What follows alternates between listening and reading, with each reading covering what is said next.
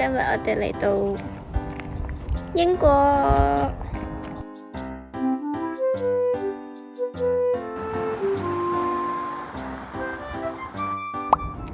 Hello， 大家好，今日我哋嚟到英國。今日英國天氣好好，冇落雨，所以呢就想俾大家睇下我最近 regular 嘅一日。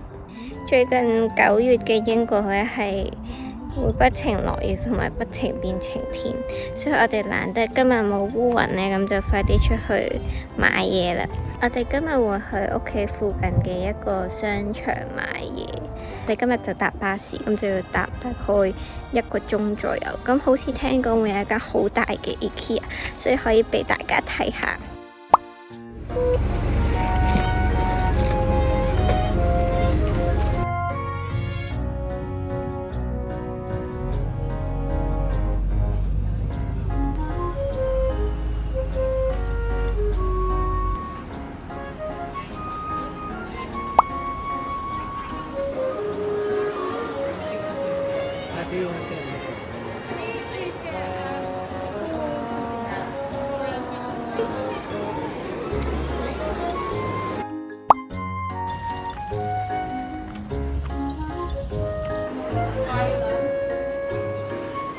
我哋入到嚟 IKEA 啦，我覺得整體方面呢好似冇乜大分別，但係呢，佢係會有一個 section 買埋呢啲雪櫃啦，跟住嗰啲係星盤啦，同埋一啲係抽油煙機焗爐咁樣嘅 section， 呢啲就香港冇嘅。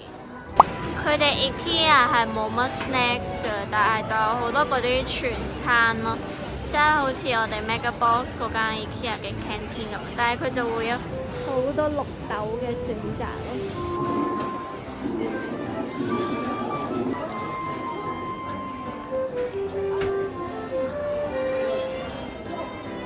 我哋行咗1個半鐘，一半都未到，仲係 point 11 ，total 有26個 point 要。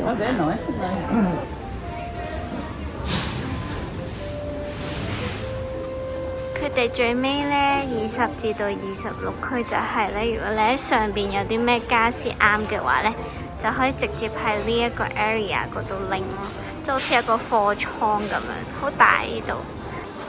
最尾我哋買咗差唔多450蚊嘢，啱啱出到嚟又突然落雨啦！呢啲晴天雨，呢啲過雲雨，呢啲英國9月成日發生嘅事。我哋而家去咗一間 supermarket 叫做 Longden， 就係 Home of Asia， 所以就好多亞洲嘢可以買，跟住而家就狂喺度 shopping。等我陣間同大家講我哋今日買咗啲乜嘢。我哋而家返屋企啦。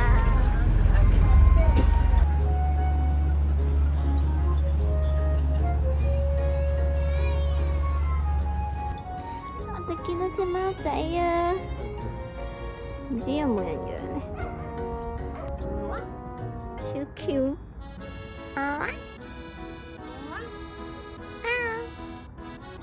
佢唔理我哋，佢應該係流浪，不過係咯，不過有人餵佢，所以佢先留喺度。我哋而家返緊屋企啦，俾大家睇下我住嘅呢一區。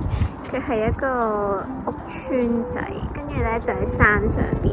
通常我哋就要行落山啦，跟住呢一個呢係有一個山腰嘅樓梯，我哋經過呢個樓梯就可以返到屋企噶啦。而家9月呢，夜晚7點整左右呢，咁個太陽都開始慢慢落山啦。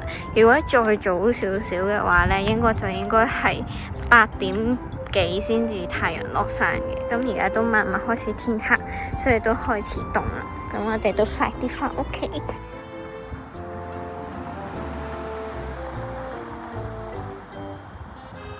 大家好，我返到嚟屋企啦。咁我今日呢就去咗英國嘅 IKEA 啦，咁就買咗啲嘢，即係想同大家開箱一齊分享。咁第一樣嘢呢，我就買咗盞小台燈啦，或者房嘅小夜燈，因為我覺得我第二間房實在太黑啦。佢已經係有個燈膽仔喺度嘅，驚打爛佢。但係佢個型咧就係一個粉紅色嘅蓋啦，綠色嘅座台。咁可以俾翻個完成圖你哋啦。跟住另外一樣有買嘅嘢咧，就係一個擺喺雪櫃嘅呢啲兜兜，即係可以你可以擺啲蛋喺裏邊啦，跟住啲蛋就可以逐粒逐粒咁樣上落嚟，呢個就好方便啦。跟住最尾咧，我哋都買咗一個架嘅，咁就係掛喺度門嗰度，咁我哋就可以掛一啲出街衫。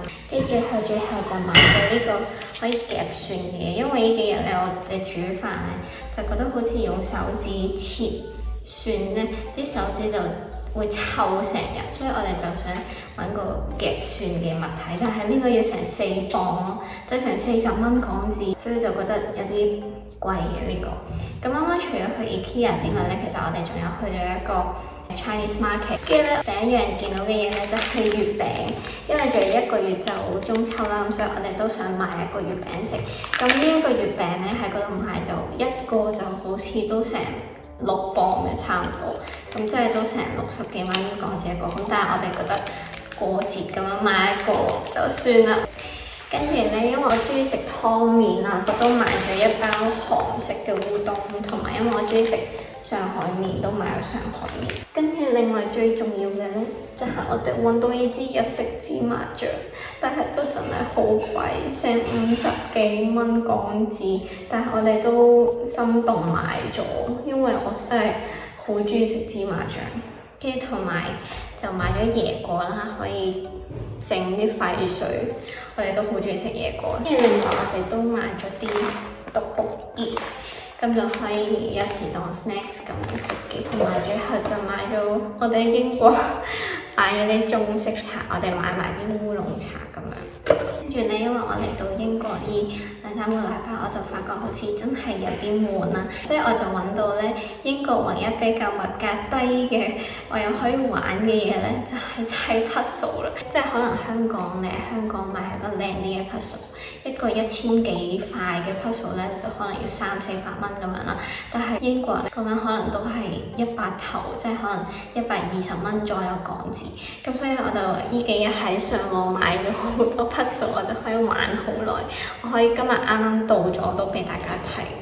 呢一個首先咧就係倫敦嘅嗰啲 choice board 啦，因為我覺得佢幾靚，所以就買咗。呢個好似係120幾蚊嘅啫。跟住咧，另外一個就係我好中意睇嘅 Disney 啦，就係嗰個魔法奇緣嗰啲 lanterns 嗰個環境咧，咁所以我好中意啦。呢個就貴少少，呢個好似160幾蚊，但係你講緊香港買可能要成400-500蚊。跟住我買埋最尾一個都係1000塊。呢個係有啲得意嘅，就係 Sherlock Holmes 咧，講緊佢哋嗰個查案嘅嗰啲地方咁樣，咁我都覺得幾得意，所以就買咗翻嚟。我買呢衫我都覺得好 high quality。如果我剪條片之前砌過，我就俾大家睇啦，俾埋幅相俾大家睇。